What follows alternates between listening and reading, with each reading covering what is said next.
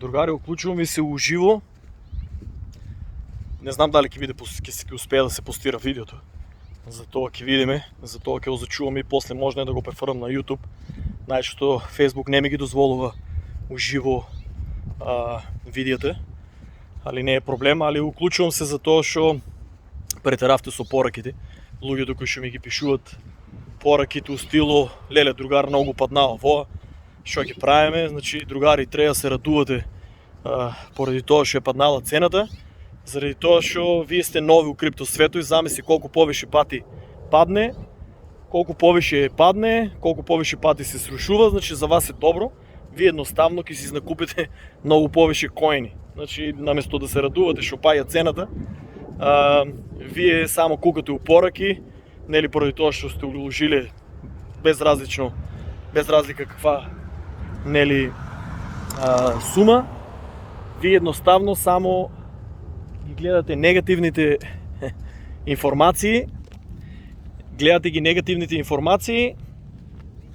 и поради тоа паничите. Значи, научете се кога ќе седнете сабајале на Facebook, можете у опции да наместите групата да ви стигнуват известување од самата група, први да ви стигнуват известувањата. Јас извинувам кога се задишувам поради тоа што гледаш само што излегнав од куќата, одма се задишиш, тоа е Сиетл. Значи, влажноста на воздухот не е многу жешко, 25 степени, ама влажноста на воздухот едноставно си го прави своето. Просто блокираш за неколку минути. Че задиши се како да си одил кој знае колку време да си пешичил. Затоа се селам у Мајами, малку на плажа. Поради тоа што туку в септември е можно и да го затворат Сиетл, па да има нови драми, али некам да зборам за таа тема, поради тоа што алгоритмот можно да ми го блокира самото видео. Сега малку само да видим тука на пешички, да не ме сгазат, поради тоа што не сум ги уште оставил пасвордите како осигурање на некој да го израдувам ако ме сгазат. Зезнам се, значи сакам да кажам, немој да кукате. Нема одма да ми праќате пораки, одма да ми ги праќате тие негативни линкови, што негативни информации. Другари, јас сум од сабајле до вечер на Facebook.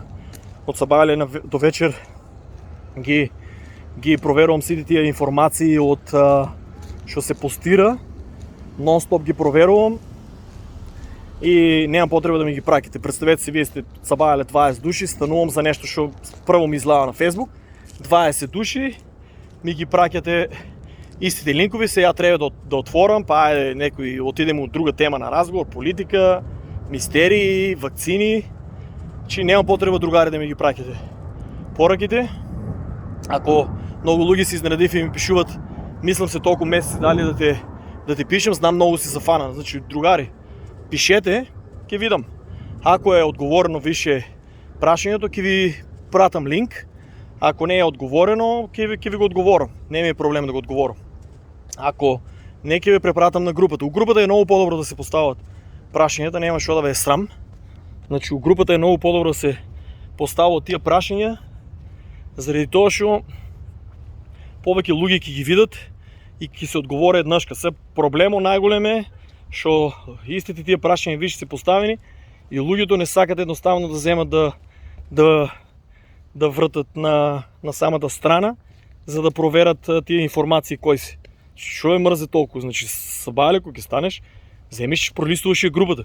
Вас ве мрзе да ја пролистите групата и после ми постирате, праќате ми пораки за линкови кои што, например, више е постирано групата. Значи, тоа едноставно ми го губите времето. Че представете се од сабајле секој ден по 20-30 души што им праќате пораки: види го овај линк, види го нај линк. Те ја некем да го постирам, постирај го ти у стило. Другари, оставете. Ако имате некој линк што мислите дека не е постиран, постирајте го групата. Мене ми е многу полесно да видам групата ако да го видам линко, че да пишачам по-бавно, може да и нема да се задишам толку, че влажноста си го правя своето. Губам ги мислите така. Значи, престанете, сагам да кажем, да ми ги праките тия пораки. До тия новите членови, гледайте първо да ги изгледате видеята на YouTube, колко и да са аматерски направени. Пак и ви дават некоя слика какво изгледа тази криптосвет. Вие без да ги гледате видеото, отма ми пишувате: другар, здраво, аз съм нов, имам толкова и толкова пари, направи ми портфолио. Другаре, той е финансски совет. Не можем я на сите да ви правим портфолио, защото трябва да купиш. Значи упорно, значи гледали сте, например, някой видео или кай Горан, не се кам дали бе спомнал, додушали главни коини се тия: биткоин, етериум, кардано и вичен. Защо ги форсирам тия? Затова, че ако за разлика от тия 9000 коини, вие ги купите тия 4 проекти, значи много по-мал процент да ги изгубите парите, да речем, на 4 години, на по-дълъг период. За разлика от тия до сега, яко ще съм 6 години у криптосвето, има изчезнано много коини и токени, които ще мои приятели и другари ги имат купувано и ги имат изгубено парите, затова, що не дека е нели пирамидална шема или дека е преварантско тая коин, едноставно самите компании не са успяли да я победат тази конкуренция. Военни авиони баш до редрова. Че не са успяли да победат тази конкуренция и затова они имат изгубено много пари. Да речем, имам другари, които ще имат изгубено много пари у EOS, и ако беше една от най-сериозните компании, които ще ветуваше чуда, ама не успява. Сега за сега не успява, по еднина може да успеят, защото сега да кажем, ако купувате такви проекти, може да са години да ви заглават значи парите. И не само да ви заглават, едно е ако заглават, ама да се качат, да речем, после 4 години за 10 пъти. Додека отредени коини, не само ще ви заглават, тук едноставно ќе бидат само некой мал процент нагоре. Пример, вие ако сте ставили $100, смете после 4 години он се качил дупло и вие едноставно правите само мала сума, $200. А парите ти стояли, да речем, 4 години заровени. Смете по 10-20 коини да не купувате, кои ще са никаква технология. Представи си, парите ти 100 години заровени. Затова, луѓе, ако имате пари, що не ви трябват, купете си биткоин, етериум, кардано и вичен. Друго гледате опозицията у Македония, значи у кампанията ви ще го става крипто. И дека имат планови за него. Значи много едноставно е, тия луѓе ще още ми пишуват дека не веруват. Луѓе, дай жити се, вземете, прочитайте малко повише некои книги и информации, значи злава опозиция ви кажува за крипто и ти още им пишуваш: брат, ама ние дека да знаеме дали крипто ќе постоje у иднината. Другари от цял свет постоje крипто, само Македония, що се вика, до вчера се блокираше. Сега имате и опозиционер, що излава и ви дава позитивни информации, що е много напредно за една политическа партия у Македония. И вие па сте скептици, па не верувате. После тази информация, ако живее в Ява Македония, би я продадел дори, що се вика, и кукета, за да купам крипто и кидам ки живеем кај баба ми. Зезнам се, не я продавайте кукета, али гледайте, луѓе, колко можете пари, що не ви трябва, да ги уложите и да се извадите от тия политически проблеми. За 4 години просек, зависно коя сума сте уложили, сигурен съм дека застанете на нози и ке имате много повече от що имате сега. Значи, нека ви биде една... Погледнете ми мене, и аз, що се вика, стана го имам ставено под залог, само и само да си селам от Македония. Че моите родители вирували, имав план, ставив го стано под залог на банката. Со тия пари се изселив в Америка. Денеска, гледаш, моите родители не са погрешили, що са ми вирували, че денеска станав милионер. Значи, всекъде, ако излезете у било коя държава, значи, ако сте работлив човек, всекъде ќе успеете. Че не е възможно да не направите пари. До сега всеки македонец що е излегнал, било дека е направил много повише от Македония. Друго, до сите тия що ми дадовте комплименти, фала. Една услуга от вас, гледайте на шо повече души да ги споделяте тия видеа и самата група, поради това, що гледам никой не ги споделува. Сите викате: брат, ки успееме, фала, алалди, шо споделуваш, а никой от вас не ги споделува моите видеа. Значи, повечето кога ги прашаш защо, едноставно кажува дека луѓето у Македонија биле много прости, биле много назад от крипто. Па луѓе, ви го пренесете това видео и оставете го сам на сотек на време, ќе разбере што е крипто. Че таа информација после опозицијата си да ја видоа дека нели кој е плано. Така да, у скоро време и сигурно и самата партија која е на власт ќе ги смене законите и ќе даде акцес до сите тие нели компании. Чекайте само тука да поминам. Морав да прекинам заради тоа што таа улица е една од најголемите. Значи, што сакам да кажам, немам потреба што се плашите више у Македонија. После излизу на опозицијата, значи крипто е комплетно сигурен. Нема сигурно да го забранат. Сега имам и еден дечко од Македонија, ќе правиме видео за УЈП, ќе правиме видео за он кој искуство го има со Binance, KuCoin и со CEX.io берзите, со картички, со дали може да се продае, колку пати има проблеми со дали може да купи. Јас извинувам, тоа што јадов протеин, значи си го зима дело.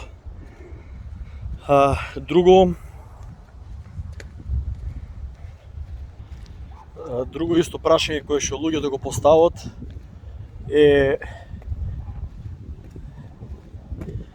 дали е доволно да имате само една берза. Значи не е доволно да имате само една берза, гледајте што повише берзи да имате. Значи колку повише берзи имате, толку е подобро за вас. Ако една затворат, многу лесно може да ги префрлете коините на друга берза. Значи многу луѓе ме прашаат дали треба да купуват некои волети. Значи на мала сума луѓе нема потреба да купувате волети, може да ги држите на Binance и на KuCoin, се многу по-сигурни од CEX или од тие некои апликации таму како волети што ги користите. Едино ако имате екстра пари и ако доста се разбирате од технологија, може да го препорачам Nano Ledger S. Многу луѓе ме прашаа кој волет го користам јас. Јас за најголемите суми на пари, тоест на коини, го користам Samsung Blockchain Wallet. Значи на секој нов телефон е уграден, на секој Samsung, не мора, мислам да е скап Samsung, значи на секој нов модел од оваа година кој што е излезен, треба да го има Samsung Blockchain Wallet. Таму значи имате за Bitcoin, Ethereum, за Tron, имате Wallet кој што е 100% сигурен, значи ваше клучо и Samsung го складира на принцип, значи не можат хакерите да го поврзат твоето име дека тоа е твој волет. Значи кој чип волет е многу тешко, тоа нема шанси. 1000 години нема шанси да го пробие. Значи еден од најсигурните кои што сум ги користил и уште го користам за големите суми, ви викам. Другите ги држам имам на Binance.USA, тука Binance.com е забранена. Истата политика се случи како у Англија и не можам да ја користам, мислам ја можам да ја користам со VPN, ама не ја користам. За некои стекинг проекти ја користам, ама трудам се да не ја отварам поради тоа што System Message ми беше стигнало дека дури со VPN од тука кога се уклучувам да внимавам што правам. Така да, многу не ја активирам често. CEX.io е за Македонија, јас немам потреба да ја користам таа скапа берза за мене. Али гледајте CEX.io да ја имате како берза, пошто гледам некои банки во Македонија форсират неа, вали да имат подпишано некои договори и имат некој профит. Форсират ја неа, гледајте да имате за база неа, у случај ако заглавите на Binance и на KuCoin да не може да ставите дебитна картичка. И луѓе не учете се една работа, не им прекајте пораки од како сте направиле Binance и KuCoin и ми пишувате: другар, тука мора да внимавам, има 3 добермана и портата ако е отворена, тоа значи да трчаш најсилно што можеш и да се качиш на нешто високо. Еднаш кога беше гејт отворен, среќа газата што беше, тие се многу агресивни, тренирани се да чуват. Среќа дека не ја поминаа оградата, иначе ќе беше интересно. Немаше кој да ви објаснува за биткоин. Што кажував? Значи, гледајте секој што нов кој што се уклучи во Македонија, значи прво и основно, креираш профил на CEX.io, поврзуваш дебитна картичка После правиш профил на... Тук мора да внимавам исто улица. После правиш на KuCoin, правиш на Binance. Значи, луѓе, разберете. Значи, от какво ќе ви одобрат на cex.io, не е задължително вие да имате поврзана дебитна или кредитна картичка на Binance или на KuCoin. Значи, биткоин у тај свет е тоа што доларите се у реалниот свет. Значи, у дигиталниот свет, у тај дел криптосвет, биткоин е тај кој што со него купувате се. Значи, кога ќе сменете тие долари, евра или денари за биткоин, вие со тај биткоин на која е да е берза, било светска, европска или у Македонија, која е да е берза да ви одобрат, вие со тај биткоин може да ги купите сите тие коини. Сите. Секој коин е сврзан за да се купува со биткоин. Има и коини со Ethereum, има и со Cardano, имаш и со... Сега исто се поврзани со сите стейбл коини, али да знаете, најбитно, со биткоин вие може да купите се на секоја берза. Че не ви треба, вие много луѓе се збркуват, ако имаш на CEX картичка, дали треба од CEX да префрлуваш пари на Binance или на KuCoin. Ако имате, че ја додам по тротоар да не ја правим како Македонија, тука пошто нели денски сите се на работа, нема никој, имам лоша навика посред улица да одам, нели за да не се терам со тај мој глас тука по куките, да се плашат луѓето која е русин се збори за крипто. Најчесто кога одам по самиот пешачки излават луѓе да видат кој се тери у малото, пошто тука е чудно нели да се шеташ преку ден додека сите се на работи. Ама ја нели сум пензионер, така да излават да видат кој е таа будала. Зезнам се. Че секојаш ме прекинал некој, че морав да се тргнам од пат, пошто идех коли. Значи, не ви треба да префрлувате пари и на секоја берза да ставате кредитни картички, ово с дебитни картички. Значи, можете сите тие работи да ги правите со биткоин. Друго интересно е, ако што е логиката тие што ме прашава за да се стае картичка ако ја имаш како почетна база само cex.io.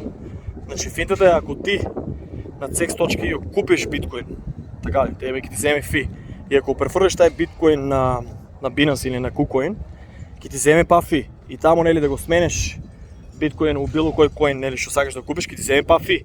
Додека ти ако успеат Македонија нели да дадат сите да немат никакви проблеми, да може да се ставе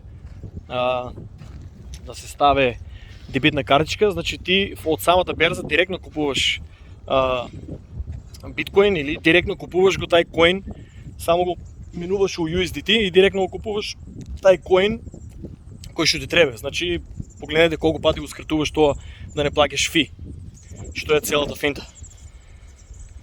Друго, многу души ме прашуваат дали е сигурна Binance и дали може да ги чуват парите луѓе. Јас некој си 5 години на Binance имам големи суми. Сега се нели префрлени на Binance.USA, ама уште имам на Binance, значи пари и коини. Значи никош не сум имал проблем. Сега многу луѓе нели ќе забрават нешто, ќе пишат: "Еј брат, многу време треба да customer support, многу време требало да ја одговоре." Луѓе, значи тоа е компанија, милиони луѓе прават дневно профили, се повише и повише луѓе се уклучуват, се повише и повише луѓе се нови за главото тај сектори. Едноставно самиот customer support го занимават со комплетни глупости, заради тоа они немат време да ви одговорат. Знам дека не е екскюз, таа компанија милиарди долари вреде, дека треба да има повише вработени, значи тие се шират низ цел свет со канцеларии со customer support. Верувајте, толку многу луѓе низ цел свет се активират и повеќето се, некои се 90% се неискусни и сите имат потреба од customer support за комплетни банални работи. Затоа Binance и KuCoin се толку спори да одговорат. Значи тоа е целата финта. Не дека не ги бива како компанија. Треба да разберете, тоа е нова индустрија. Таа индустрија се развива сега. Треба да се радувате колку побавно што се вика ви одговорат, значи многу повише луѓе, они ќе ви одговорат, многу повише луѓе значи упаѓаат од тај сектор. Додуше не е баш нешто да се радувате кога ви се заглавени парите. Имате стрес. Друго, треба да знаете, многу луѓе ми пишете: "Другар, против биткоин, Ethereum, Cardano." Значи шо биде, многу време се чека да се префрлат. Значи луѓе, тоа е нормално од берза на берза да треба време да се да се префрля тај коин. Значи имате трансакција која ќе може да пратите на блокчейн система и плюс имате нели колку конфирмации треба за да пристигне од едно место на друго, на адресата. Значи нема што да патничите, едино ако не сте сгрешиле нели адресата, па скрос да ги имате изгубено парите. И тоа се има случувано. Луѓе најчесто прават преку телефон, што е грешка. Значи гледајте да правите преку компјутер сите тие трансакции и купување и продажба. Многу луѓе прават грешка со тие мобилни и милион пати кажав, али за жал никој не ме слуша. Ке ми пишете порака, брат, многу фими зема, или брат, не можам да копирам, заглавив, значи тоа е ваш проблем, луѓе. Јас со видеото кажав да се користи компјутер. Значи, мобилен е најдобро за кога сте нови, кога се логирате на таа берза, за да креирате профил. Тама многу побрзо нели да се сликаш, да ги сликаш сите тие документи, да потврдиш конфирмација на имейл. Телефонот треба да користите за собирање на информации и треба да го користите за нели истражување. Истражување у сектор на, да речеме, што има ново кај тие берзи. Значи најлесно се пратат на телефон нивните објави за информации. Додека на компјутер е многу потешко, заради тоа што од една страна одите на друга, на трета и едноставно изгубите голинко што сте истражувале. Значи најдобрите информации се собират преку телефон. За тие што ме прашавте дека ги гледам информациите, значи на Facebook ако си ги најдете тие групи, гледајте да не пишувате коментари и да се појавувате, заради тоа што се некој ќе ви прате линк или ќе ви се јави дека ви продава чуда, ќе ве замара со глупости. Гледајте да ги истражувате тие групи, зависно за кој коин сте го купили, има групи. Гледајте групите да се од по 100.000 членови и погоре. На Twitter исто имате доста добри групи. Телеграм не го препорачувам, таму што познавам најголем број на македонци се зафркнани и имат земено пари и јас лично него не користам. Гледајте луѓе што повеќе да се информирате. Гледајте луѓе што повеќе да ги споделите работите и други луѓе да се информират. Така ќе дојде наградата. Ќе ви се подобри и кармата. Че гледајте, не знаете на кој ќе му споделите информации, сигурно ќе знае повеќе од вас и ќе ви врне. Не сите македонци не е информирани. Не е дека јас знам се, има македонци кои што многу подобро знаат и од мене да ги објаснат работите, само не излагат у јавност, затоа што не сакат да ги замарат у пораки, не сакат да ги се јавуват и ги разбирам сега до некаде. Поради процентот на мене колку пораки ми праќат и пораките се доста нели више одговорени и одеме више у политика, у теории на заговори. Ја просто сакам нели да зборам, али немам време. Немам време ја на сите тие луѓе, представете со секој по 10 минути ти да потрошиш за било која тема. Едноставно денот е поминал, што се вика. Значи гледајте луѓе, јас ке се трудам почесто кога ќе пешачам да правам овакви видеа. Значи гледајте да истражувате, гледајте што повеќе корисни информации да соберете. Не се плашете од тоа дека не се плашете од негативните информации. Тоа ќе се случи, у секој сектор има негативни информации.